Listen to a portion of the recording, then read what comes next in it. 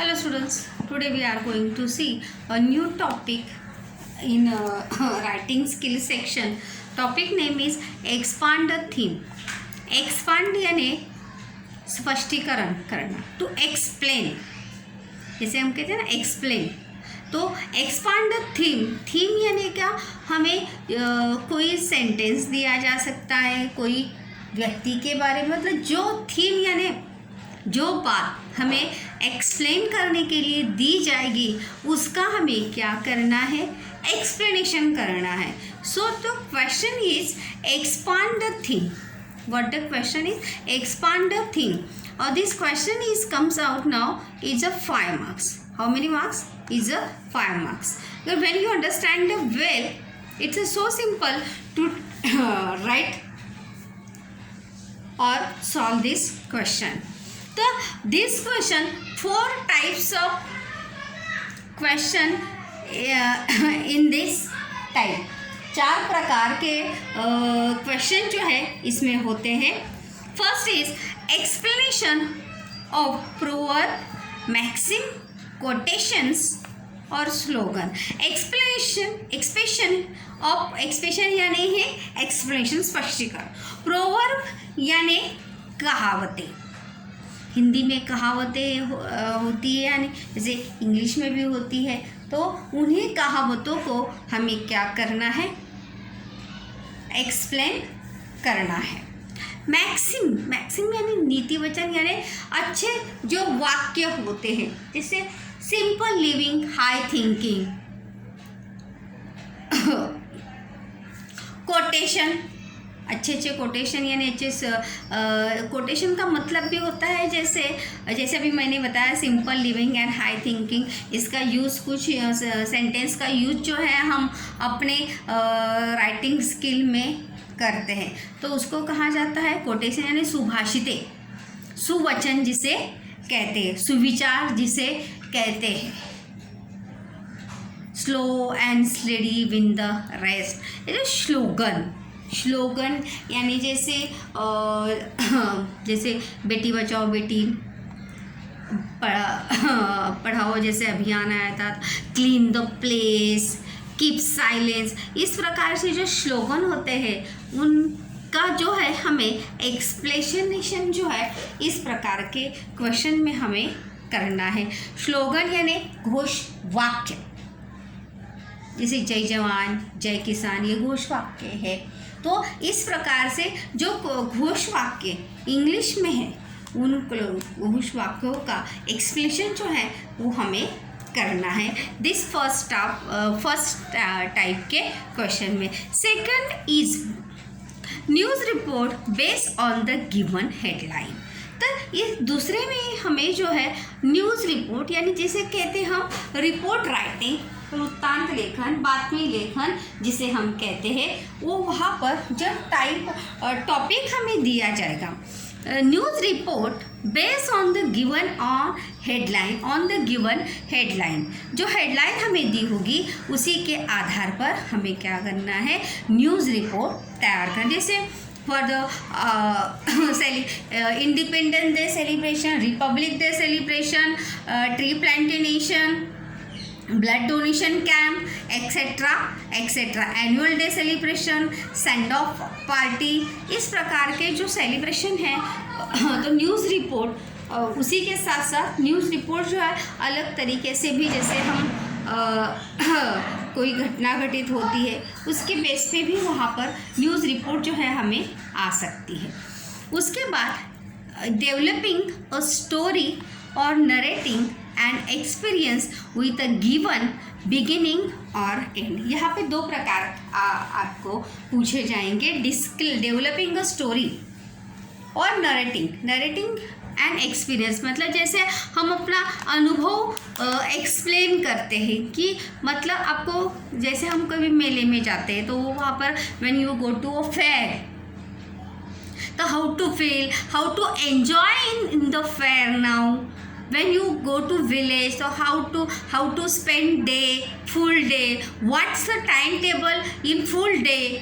तो इस प्रकार से एक्सपीरियंस यानी अनुभव, हम अपने अनुभव को जो है वहाँ पर एक्सप्लेन करते हैं। नरेटिंग यानी कथन करना, बताना। स्टोरी वहाँ पे गिवन ऑफ बिगिनिंग और एंड, मतलब वहाँ पे बिगिनिंग यानी स्टार्ट, कहानी की स्टार्ट दी जाएगी और आपको उससे उस स्टार्टिंग से जो है वो कहानी जो है पूरी लिखनी है। और एंड या कभी एंड दिया जाएगा तो आपको स्टार्ट और मिडल जो है उसका लिखना है। तो मतलब ओनली आपको वहाँ पे बिगिनिंग दिया जाएगा, क्या दिया जाएगा, बिगिनिंग दिया जाएगा और उसके आधार पर जो है आपको पूरी कहानी जो है we have to complete the whole story based on beginning. And we also जब हमें एंड दिया जाएगा तो we also write the beginning, write the middle, and based on end, जो आपका कहानी का एंड होगा उसी के आधार पर आपका बिगिनिंग और मिडल का जो है पैराग्राफ का स्पष्ट एक्सप्लेनेशन जो है बेस्ड ऑन द टॉपिक ही होना चाहिए। उसके बाद इस fourth part types is description of place, person और सिचुएशन। प्लेस, पर्सन, सिचुएशन, इस तीनों में से डिस्क्रिप्शन यानी टू वर्णन करना, जैसे टू डिस्क्राइब ये वर्ब है तो इसका अर्थ है वर्णन, वर्णन करना। तो हमें वहाँ पर किसी प्लेस, किसी जगह का वर्णन करने के लिए आ सकते हैं। मुंबई,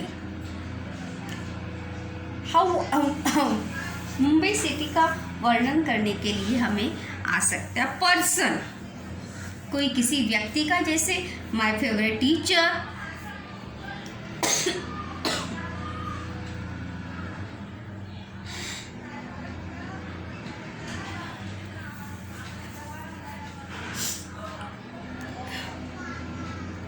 सिचुएशन या कोई परिस्थिति, सिचुएशन यानी कोई घटना जो हमने अनुभव की है उस घटना का, या सिचुएशन यानी परिस्थिति का भी वर्णन हमें करने के लिए, मतलब जैसे अभी मैंने बताया था हम फेयर में जाते हैं तो वहाँ पे जाने के बाद हमें क्या क्या अनुभव हमने किया, ये पूरा हमें लिखने के लिए वहाँ पर आ सकता है। तो these are the four types.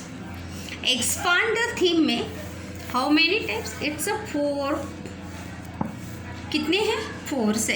और इस प्रकार के क्वेश्चन में जो है हमें सी अगेन, इस प्रकार के क्वेश्चन में ये 4 में से हमें कोई भी 2 प्रकार की कृतियाँ जो है, 2 प्रकार के प्रश्न जो है वो हमें दी जाएगी, मतलब डेवलपिंग स्टोरी दी जाएगी या डिस्क्रिप्शन ऑफ प्लेस दिया जाएगा, अदरवाइज न्यूज़ रिपोर्ट दिया जाएगा and explanation of proverb, maxim, quotation और स्लोगन। मतलब इस 4 में से कोई 2 दी जाएगी और 2 में से हमें सॉल्व कौन सी करने हैं, एक करना है। मतलब so many option is here now. तो वहाँ पे 2 प्रकार की कृतियाँ आपको दी जाएगी और उसमें से कोई भी एक क्वेश्चन जो है वो हमें क्या करना है, सॉल्व करना है। जस्ट इमेजिन नाउ कि हमें डिस्क्रिप्शन ऑफ प्लेस आया है और न्यूज़ रिपोर्ट आया है, तो उसमें से आप कोई भी एक जो है वो हल कर सकते हैं। डिस्क्रिप्शन ऑफ प्लेस कर सकते हैं या डेवलपिंग स्टोरी, मतलब जो दोनों में से कोई एक आप करना चाहे, दैट्स योर चॉइस। उसके बाद मार्किंग स्कीम जो है हम यहाँ पर ज़रा देखते हैं, how to divide the marks in exam. Marking scheme जो है किस प्रकार से डिवाइड जो है वहाँ पर की जाएगी आपको। टाइटल एंड बिगिनिंग, मतलब आपने वहाँ पे टाइटल यानी नाम क्या दिया है एंड हाउ टू स्टार्ट, आपने शुरुआत किस प्रकार से की है। कोई भी आप कुछ लिख रहे हो, चाहे तो प्रोवर्ब का लिख रहे हो या न्यूज़ रिपोर्ट लिख रहे हो, डेवलपिंग स्टोरी लिख रहे हो या डिस्क्रिप्शन ऑफ प्लेस और पर्सन आप लिख रहे हो, how to start and what you give the title, आपने उसे शीर्षक या उसकी शुरुआत जो है वो किस प्रकार से की है, ये बहुत ही आवश्यक है। Then there is a 1 mark is here now. उसके बाद वोकैबुलरी एंड ग्रामर। वोकैबुलरी का मतलब है शब्द, एंड ग्रामर यानी टेंस, मतलब आपने लिखते समय किस प्रकार के शब्दों का और किस प्रकार से वाक्य रचना जो है आपने किस प्रकार से की है, इसके लिए आपको 1 मार्क्स जो है वहाँ पर दिए। मतलब जैसे स्पेलिंग मिस्टेक्स वगैरह या शब्द आपने कौन से वहाँ पर यूज़ किए हैं, ग्रामेटिकली आपके सेंटेंस कैसे हैं, उसके लिए 1 marks. Then use of appropriate points and और एग्जाम्पल और मीनिंगफुल मैसेज के लिए it's a 2 marks. How many marks? It's a 2 marks. मतलब यूज़ ऑफ एप्रोप्रिएट पॉइंट्स, मतलब जो पॉइंट्स आपको, ये सबके लिए मैं मार्किंग स्कीम आपको बता रही हूँ चारों के लिए। तो आपको जो पॉइंट्स दिए गए हैं वो पॉइंट्स आपने उस पॉइंट्स का सही तरीके से यूज़ वहाँ पर लिखते समय किया है या नहीं। How to use the point when you explain the topic, and when you explain the topic how many example you give in explanation. आपने वहाँ पर कौन कौन से उदाहरण वहाँ पर दिए हैं और वहाँ पर कौन सा मीनिंगफुल मैसेज जो है आपके लेखन से वहाँ से निकलता है, ये भी बहुत ही ज़रूरी है, इसीलिए मीनिंगफुल मैसेज।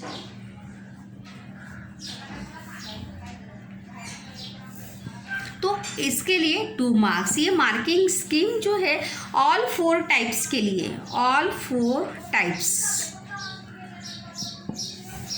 के लिए ये मार्किंग स्कीम है। उसके बाद प्रॉपर और लॉजिकल ऑर्डर और कंक्लूजन। प्रॉपर लॉजिकल, प्रॉपर मतलब सही जो है शुरुआत होनी चाहिए और सही अंत यानी कंक्लूजन जो है वो भी आपका सही होना चाहिए। उसके लिए हमें कितने मार्क्स है? 1 मार्क्स। तो टोटल मार्क्स कितने हुए वहाँ पे? 5 मार्क्स। कितने मार्क्स हुए? 5 मार्क्स।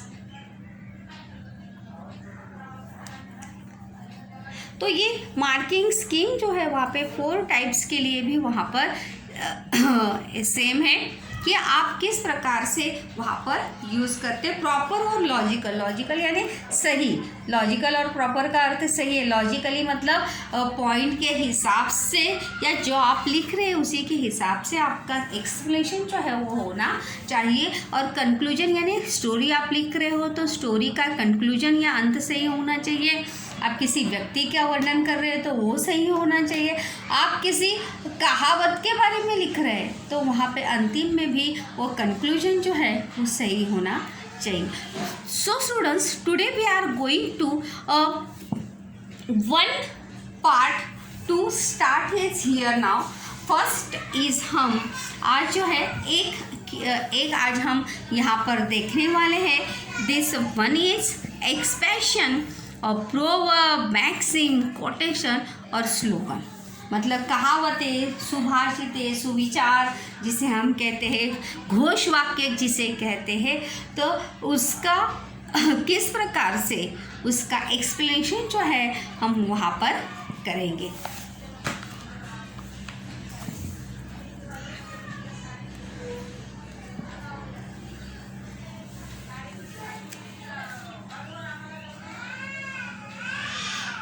देखिए, इस प्रकार के प्रश्न में प्रोवर्ब यानी कहावतें आती है। मैक्सिम यानी नीति वचन यानी अच्छी बातें, जैसे simple living, high thinking, health is wealth. Then quotation जैसे a friend need is a friend indeed. इस प्रकार से फेमस सेंटेंस जो है वहाँ पर हमें इस प्रकार के क्वेश्चन में जो है सेंटेंस हमें दिए जाएंगे। स्लोगन, स्लोगन मीन्स घोष वाक्य। इसमें से कोई भी एक, हमें चारों नहीं दिए जाएंगे, कोई भी एक हमें दिया जाएगा and then we you explanation जो है वो हमें वहाँ पर करना है। स्लोगन यानी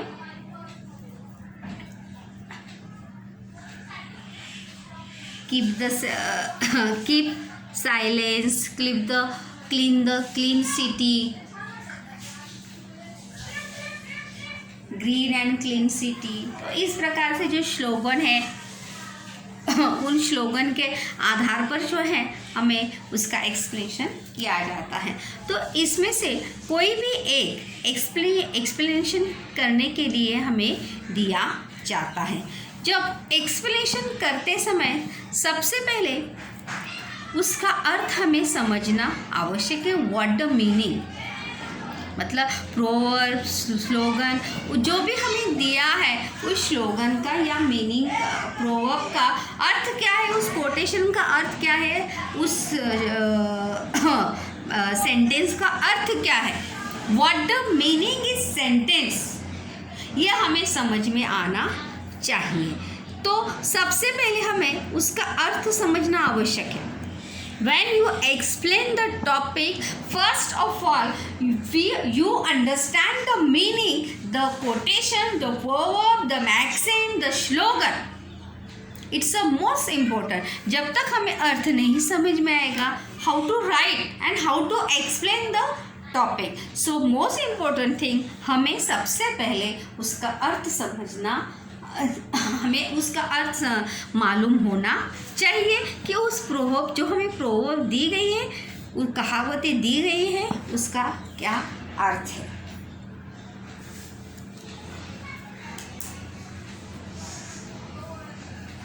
देन स्पष्टीकरण करते समय सही उदाहरणों का प्रयोग करना चाहिए। When you explain the topic, तो हमें सही एग्जाम्पलों का वहाँ पे प्रयोग करना चाहिए। जैसे slow and steady win the race, ये हमें दिया गया है। तो वहाँ पर हम कछुए, टोरोटाइस एंड रैबिट की कहानी का उदाहरण, एग्जाम्पल जो है वहाँ पर ज़रूर दे सकते हैं। Meaningful beginning and through out the explanation,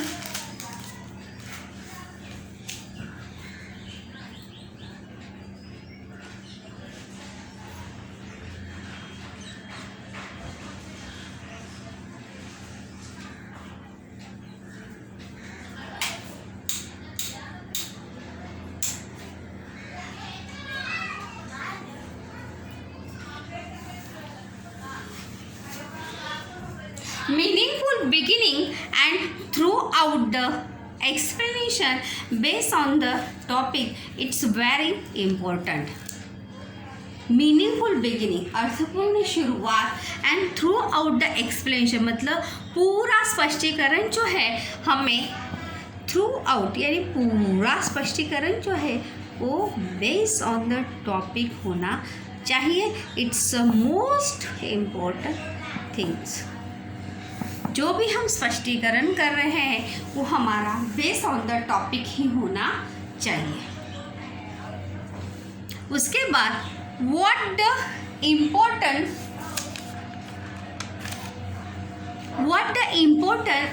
of in our life explain through the example। उसके बाद जैसे मैंने what the important, वहाँ पे मैं सबका बता रही हूँ आपको, स्लोगन का एक एक करके हम यहाँ पर देखेंगे तो it's take a most of time. So जैसे what the important, so health is wealth, ये अगर हमें आता है, एक सुवचन अगर आता है तो health is wealth, what the important health in our life, explain through the example. मतलब हेल्थ ज़्यादा ज़रूरी है या वेल्थ ज़्यादा ज़रूरी है, ये हमें एग्ज़ाम्पल के थ्रू आउट द एग्ज़ाम्पल के माध्यम से जो है वो हमें समझाना चाहिए। जैसे हेल्थ इज वेल्थ, तो हम मतलब उस एग्ज़ाम्पल के माध्यम से हमें ये समझाना चाहिए। Then sentence formation is the most important part to writing skill and also grammatically भी सही होना चाहिए. ग्रामेटिकली नहीं, व्याकरणीय दृष्टिया व्याकरण के नज़रिए से भी वो सही होना चाहिए. सेंटेंस फॉर्मेशन यानी वाक्य रचना ग्रामर की दृष्टि से भी सही होनी चाहिए. मतलब जैसे it's a subject, verb and object, इस प्रकार से वाक्य रचना जो है हमारी होनी चाहिए. When we learn a basic topics we learn the how to make the proper sentence. ये जब हम बेसिक का टॉपिक देख रहे थे तो हमने उसमें ये देखा था कि how to make proper sentence. Subject किसे कहते हैं, वर्ब कौन से है और ऑब्जेक्ट कौन सा होता है. सब्जेक्ट यानी कर्ता, वर्ब यानी क्रिया और ऑब्जेक्ट यानी कर्म. Then sentence meaningful and topic से रिलेटेड होने चाहिए. सेंटेंस जो हम बनाएंगे मतलब कुछ भी टॉपिक या पॉइंट्स को लेकर कुछ भी हम वहाँ पे लिख सकते नहीं. सेंटेंस जो है वो मीनिंगफुल आपके होने चाहिए and also it's a topics related. Topic से हटकर हम अगर लिखेंगे तो इस whole explanation is a wrong. So when you make a sentence, you make a meaningful sentence and also topic related sentence to write in the explanation part. Conclusion based on the topic होना चाहिए और conclusion भी based on the topic. मतलब वहाँ पे जब हम अपने टॉपिक या जो हम लिख रहे हैं, एक्सप्लेनेशन कर रहे हैं, जब उसका हम अंत मतलब एंड करें, कंक्लूजन यानी एंड, तो वो भी टॉपिक से रिलेटेड होना चाहिए कि what you teach, what you learn. क्योंकि जो है slow and study, win the rest, health is well, simple living, high thinking, इस प्रकार से जो है हम उससे हम क्या सीखते हैं ये भी हमें टॉपिक से बेस ही हमें लिखना आवश्यक है. उसके बाद वी कंटिन्यू नाउ अगेन.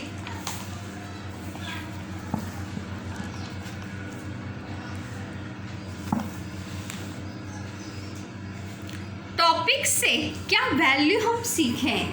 जैसे अभी मैंने कहा हेल्थ इज वेल्थ, तो हमें उस हेल्थ इज़ वेल्थ से हमने क्या वैल्यू सीखा है. क्या वैल्यू सीखा है कि वेल्थ से भी ज़्यादा हमारी लाइफ में क्या ज़रूरी है, हेल्थ ज़्यादा ज़रूरी है. Simple living and high thinking से हम क्या सीखते हैं कि भले हमारा रहन सहन साधारण हो लेकिन हमारे विचार जो है वो कैसे होने चाहिए, उच्च होने चाहिए, अच्छे होने चाहिए. That to explain this topic, तो हमें वो भी वहाँ पर एक्सप्लेन करना चाहिए कि व्हाट यू लर्न. सेंटेंस बनाते समय हमें टेंस का भी ध्यान रखना आवश्यक है. When you make the sentence, तो सेंटेंस बनाते समय हमें वहाँ पर काल का यानी क्रिया हम मतलब कौन से काल में हम लिख रहे हैं, मतलब प्रेजेंट टेंस में लिख रहे हैं, पास्ट टेंस में लिख रहे हैं, फ्यूचर टेंस में लिख रहे हैं, इस बात का ध्यान रखना चाहिए. When you write the story, you write the story in the past tense. Story जो है हम हमेशा किस में लिखते हैं, पास्ट टेंस में लिखते हैं. When you explain the person, तो हम उस पर्सन के बारे में जब लिखते तो उसे वर्तमान काल में प्रेजेंट टेंस में लिखते हैं. तो लिखते समय प्रेजेंट और पास्ट टेंस का ही यूज़ किया जाता है.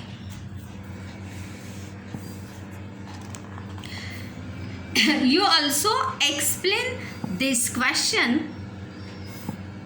what the important in our life. आप ये भी एक्सर्च कर सकते हैं कि इस मतलब जैसे like proverb, slogan, what they teach you.